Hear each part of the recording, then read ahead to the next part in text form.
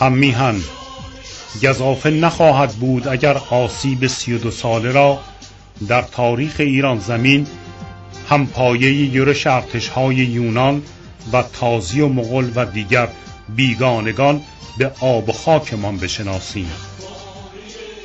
روان آزرده و تن دردمند کدام همسنگر ایرانی است که در این دوره شوم بلای رنجاور بیگانه خانگی را نچشیده باشد؟ کدام یادمانه تلخ جانگدازی است که شهروند ایرانی در بزرگترین زندان تاریخ و دسته دسته آوارگان همیهن را نگزیده باشد؟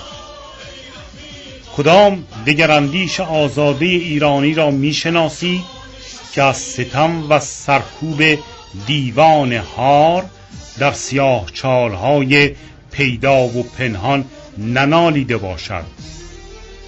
آه و فغان زن و مرد پیر و جوان از بیداد بیدادگران ریز و درشت به آسمان رسیده و هزاران هزار جان باخته هستی سوخته گواه ننگ 32 ساله است.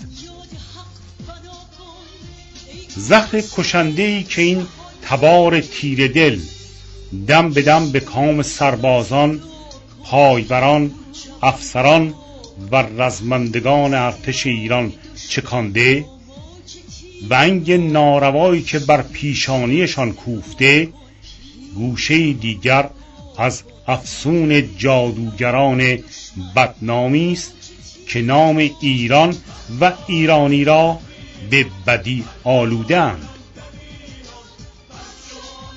چه کسی روزی باید برخیزد و پرونده دیوان مصر را برای همیشه بربندد. ما سربازان بیدار درون و برون مرزهای کهندیار پارس برانیم کار را با دشمن خانگی پایان دهیم و یک بار برای همیشه مام بیمار میهن را از چنگ دشمن پلید خانگی برهانیم. ایران زمین در دستان نیرومند آگاهان این آب و خاک باید آبروی بر خاک افتاده را بازیابد و همشانه سازندگان دنیای نو شود. ما سربازان آگاه از برخی کاستی های گذشته دست در دست یکایک فرزندان بیدار این مرز و بوم خواهان ساختن فردایی بهتر برای همه ایرانیان در سراسر جهانیم.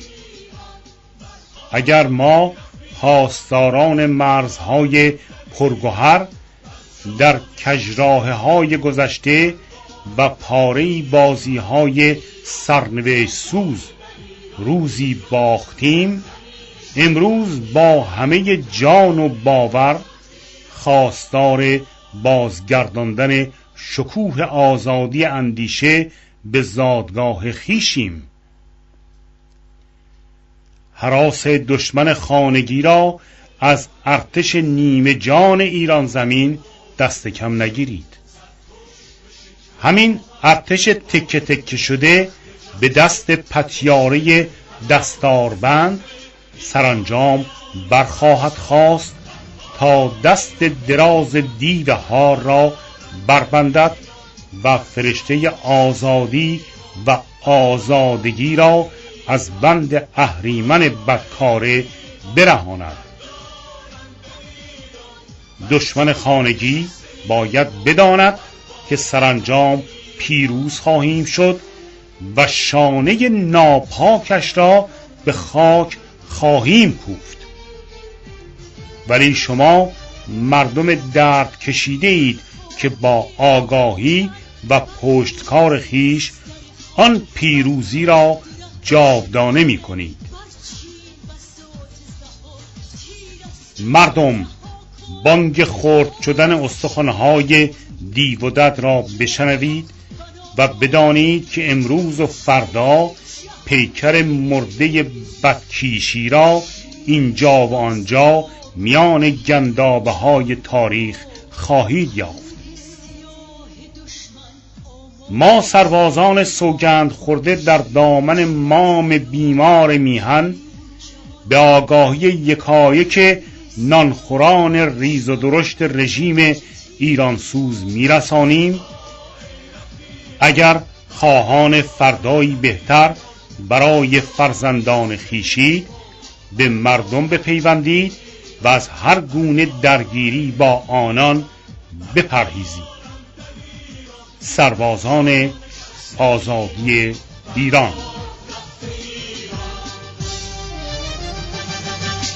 برخیز که هم صداشیم، از بند ظلم رهاشیم، با اتحاد پیروزی آزادی آشنا شیم. هر گام رستگاری آوای ما رسا هست، بر هر دهان بسته فریاد بی سلاح است. پیران جوان به پا شد، هم رزم کابه ها شد، دشمن اسیر خشم شیرشیان ما شد. پیران جوان به پا شد، هم رزم کابه ها شد، دشمن اسیر خشم شیرشیان ما شد. برها ای رفیقان، مردانم در ایران، بر جا نشسته ایم و بر باد رفته ایران. برها ای رفیقان، مردانم در ایران، بر جا نشسته ایم و بر باد رفته ایران. ایران سرپای در ایران، ایران سرزمین